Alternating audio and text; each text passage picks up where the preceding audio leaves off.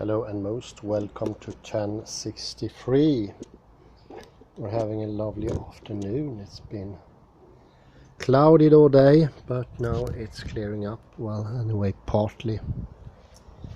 I will today talk about statistics. I know I promised like 1 year ago to do something about statistics.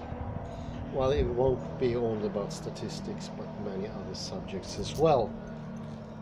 But it has very interesting implications.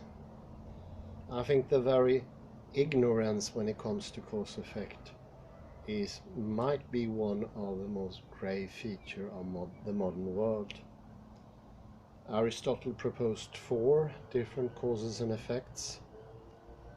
Today it is said that the only cause and effect that is accepted is final cause, or effective cause, of course.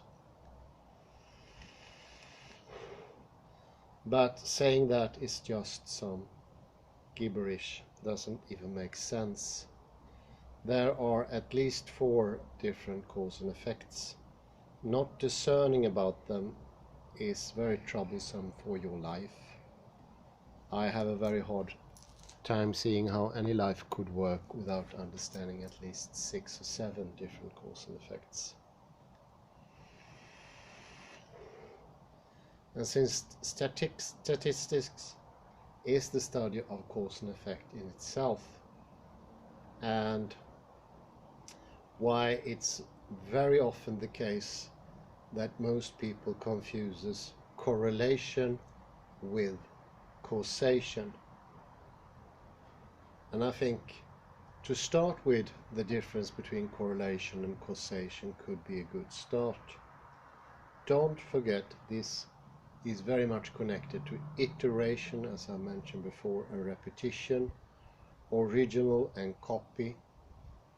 Think of it as this: the original is supposed to, in a very sloppy way, be the causation of the prevalent belief in Christianity, for instance, or Buddhism, whereas a copy could not cause that. That's just a bunch of hogwash, as Yuval Harari calls it. Someone who's been looking very close into what is cause and effect, and how does not knowing it influence your life, and how does your not wanting to dwell into it more and more. I will start with a book called The Book of Why by Dana Mackenzie and Judy Pearl. And this is the male Dana, sorry. Judy Pearl is of course female. Every morning you might hear the rooster crow.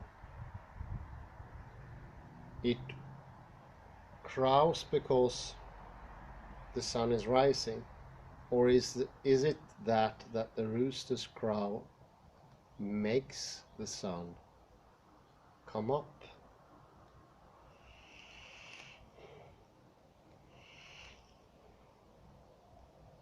Although a rooster's crow tends to happen as the sun is coming up, you don't need mathematics to know that the bird can't impact the Earth's rotation. You just need common sense. Unfortunately, determining the causal relationship between other variables like crime and poverty, or smoking and cancer, has proven more problematic for the scientific community. This is because most formulas that explain the relationship between one variable and another don't indicate which variable is influencing which. For example, the formula for barometers and atmospheric pressure is B equals Kp, where B is the reading of the barometer, P is the atmospheric pressure, that is Pascal, and K is a constant proportionally. If the formula for a barometer were to read B equals 2P, you would know that the barometer's number will be double the atmospheric pressure.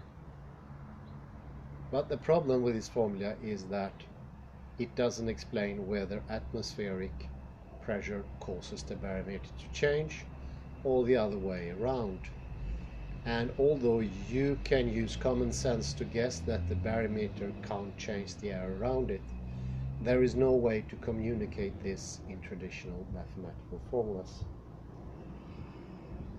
Well, you can make that even sharper. Imagine a very small space where there is as much air outside the barometer as inside. Then you have problems. In the book of Why, Judy Pearl writes about what he calls, what he calls the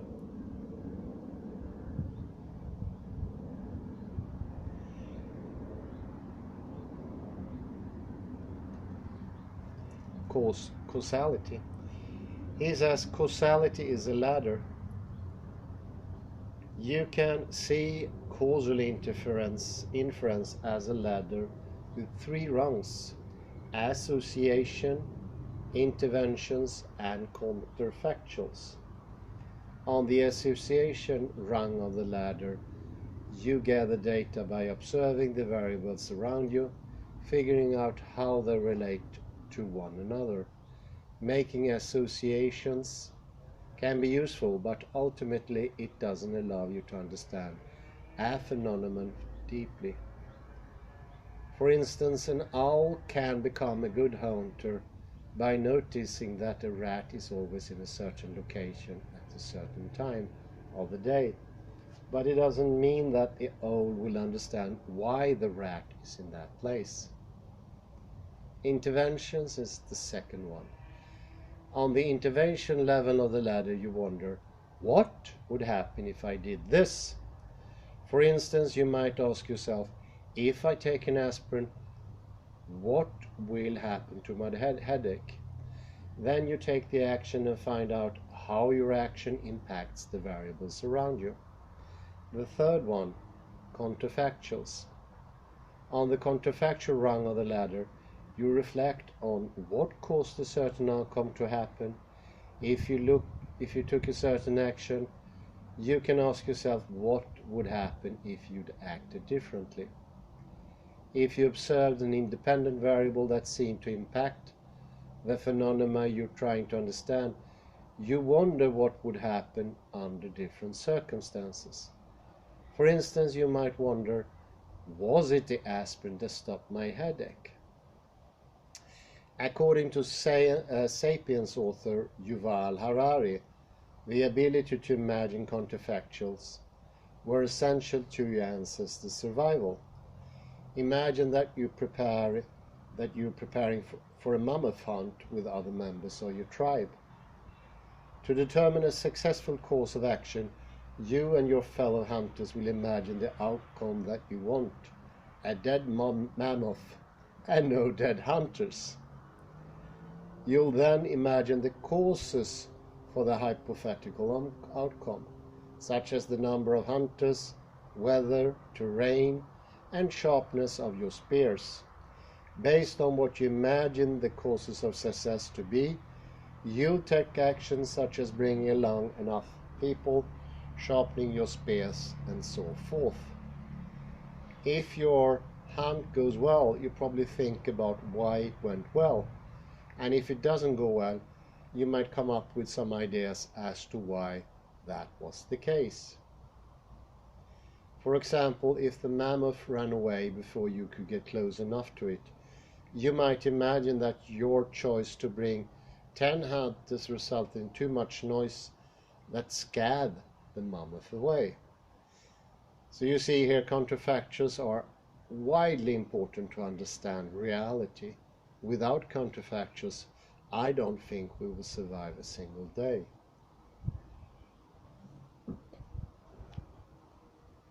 When it comes to scientific inquiry, Pearl writes that most statisticians have stayed on the first rung of causality for much of history, and some of them continue to do so. although they can come up with advanced variations of correlations, regressions, and other methods that describe the relationship between two variables, they don't try to explain why X and Y are related. For example, although lots of data and studies have shown a clear correlation between cigarette smoking and cancer, it took scientists a long time to flag cigarettes as bad for your health, because they were unwilling to make the leap from correlation to causation. As a result, millions of lives were lost or shortened.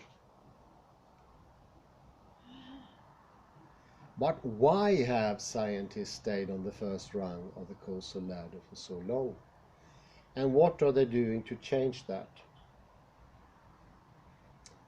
Why statisticians have neglected causal analysis for so long? People have been interested in causal relationships since the beginning of time. From the ancient poet Virgil to the founder of modern statistics, countless great thinkers have tried to identify the root of causes of things happening around them. But unfortunately, in the late 1800s, Francis Galton, Carl Pearson, and other scientists shaped the science of statistics to be a science where causality is basically forbidden.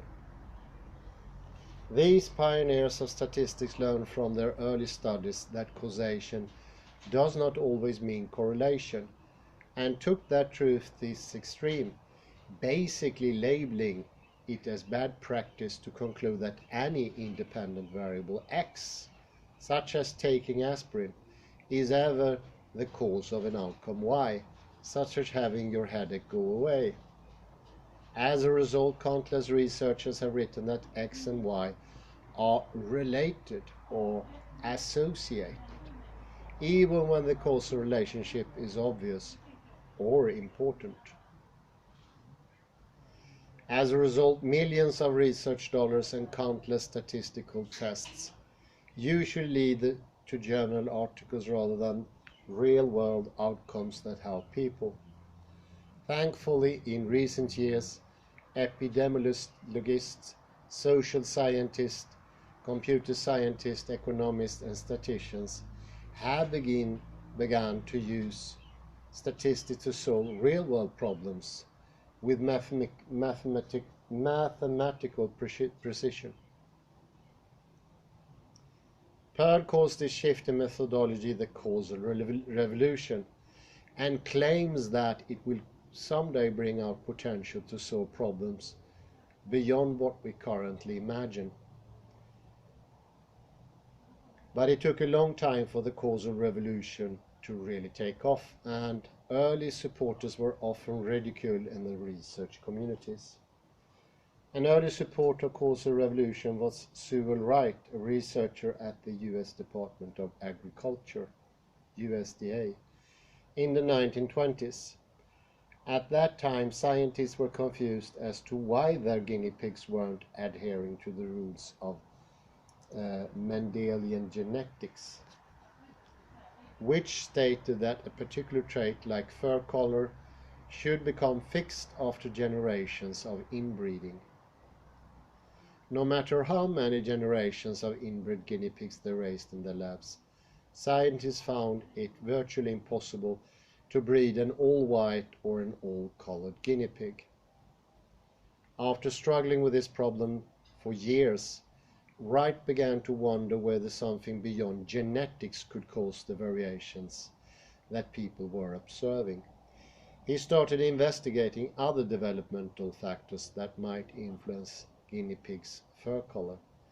To do so, he wrote algebraic equations to represent the patterns of white guinea pig fur as they related to guinea pigs' parents' fur patterns.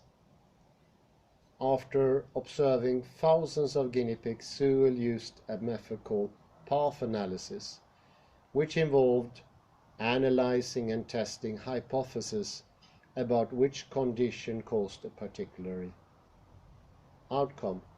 Using this method, Wright eventually concluded that only 42% of variation in coat color is due to heredity. This might seem like a straightforward investigation, but it went against the popular assumption of Wright's day that no correlation could indicate causation, promoting in its place a new notion that some correlation could indicate causation. Using the same methods, Wright would go on to conduct another study investigation. What happens to the guinea pig's birth weight if it spends one extra day in the mother's womb? Unfortunately, the scientific community didn't receive Wright's work with very favorably, arguing that theories about causal relations depended too much on subjectivity and were therefore unreliable.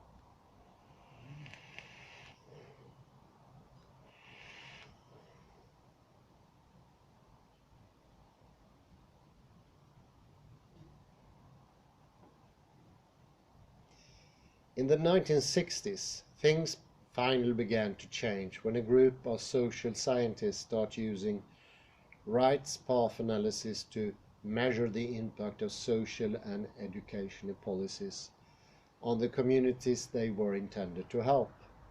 Path analysis slowly grew more popular as researchers began using regression equations to measure the impact of different variables on social, economic, and political outcomes.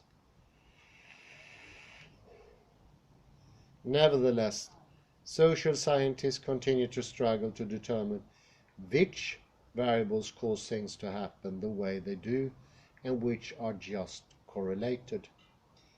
In the next section, you learn why that is and how randomized controlled trials are helping the causal revolution.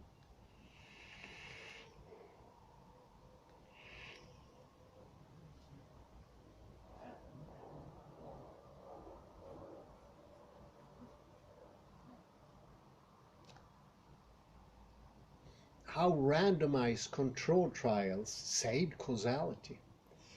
Data show that both crime rates and ice cream sales in cities tend to be higher in the summer than in the winter. On the first rung of the causal ladder, you might notice there is a very strong correlation between ice cream sales and crime. But you can't just conclude that ice cream leads people to commit crime. Maybe ice cream is just a confounding variable, something that accompanies the outcome you want to explain, but doesn't cause it. And instead, it's the hot weather that causes people to buy more ice cream and commit more crimes. In recent years, randomized controlled trials, or RCTs, have become instrumental in addressing this problem. RCTs involve randomly assigning people to a treatment group, which undergoes a treatment, or a control group, which does not undergo a treatment. In both groups, you try to limit as many confounding variables as possible, and then after a period of time, you measure the difference in outcomes between the control group and treatment group. For instance, there is a lot of disagreement whether a vegetarian diet is healthier than a diet that includes animal products. Most surveys written for vegetarians and meat eaters don't take into account that, as a group, vegetarians tend to be younger, work less stressful jobs, spend more time sleeping and exercising than meat eaters. In an RCT, you would make sure those confounding variables were not correlated with the protocol that people follow by assigning equal numbers of participants to different groups randomly. In other words, you'd have one group eating meat and the other group not meat, while assigning the same work, exercise and sleep protocol for everyone.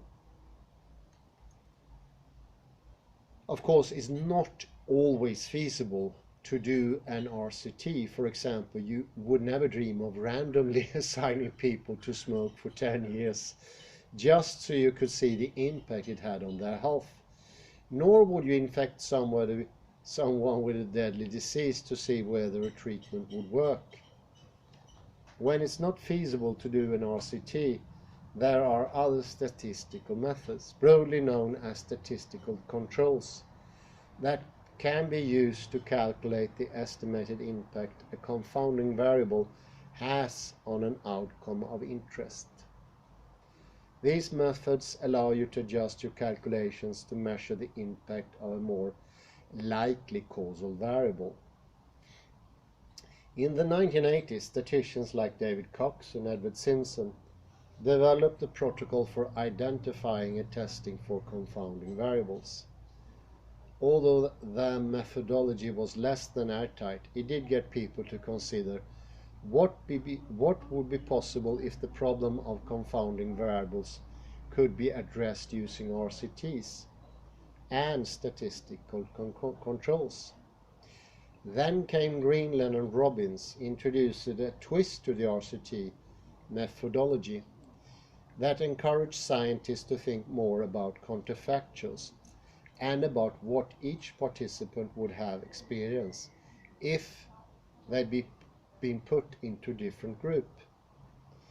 In recent decades, more and more advanced mathematical models have been developed for measuring counterfactuals, not just in a laboratory, but also in the real world. In these models, scientists explore causal relationship rather than just correlations, and are able to answer tough questions like, what is the relationship between greenhouse gas emissions and climate change? Or what is the impact of making math mandatory on student learning outcomes?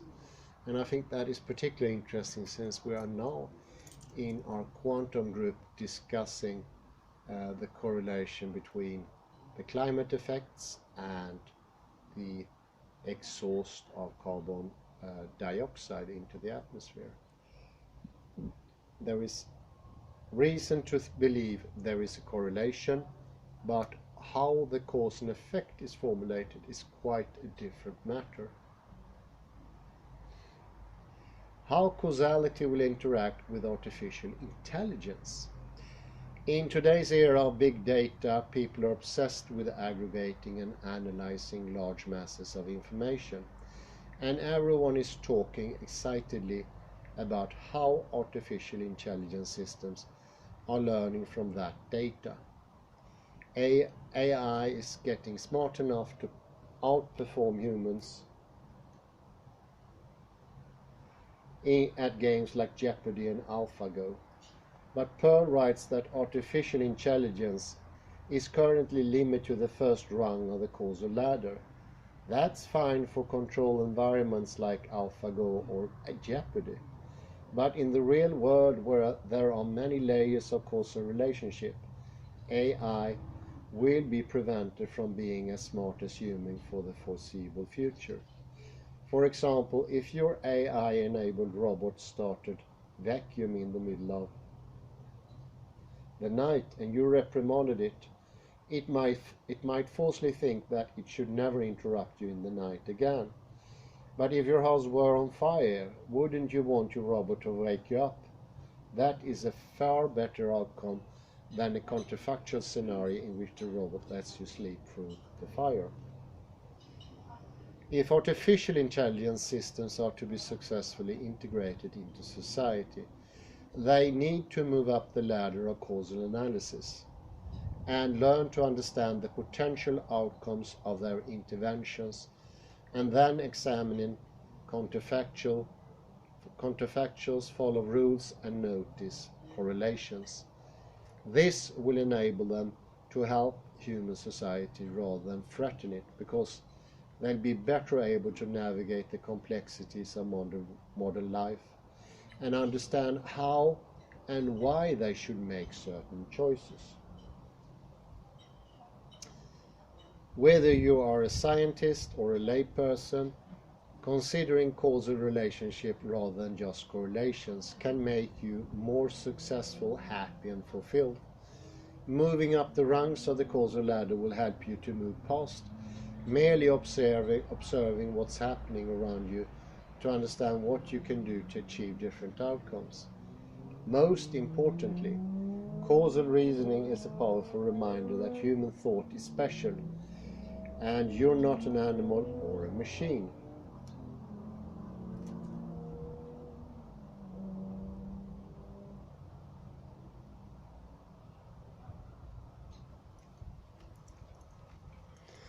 I think this is mighty interesting because that raises the question.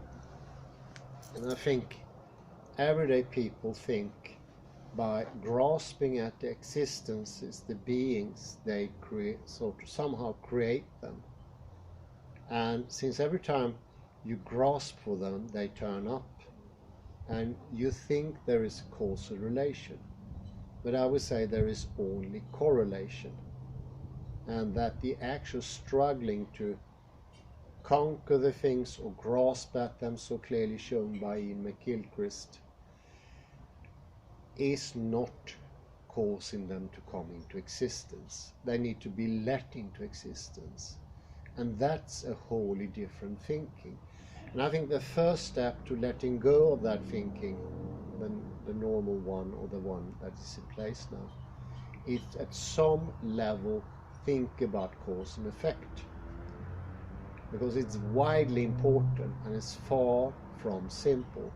And by ignoring that question, all the material you consume, and even worse, the one material you produce, is going to be incoherent and hard to understand, if of any value at all. Karl Popper, I would say, might be one of those philosophers of science who really tried to look very, very hard into that question and then failed in a way that caused disaster.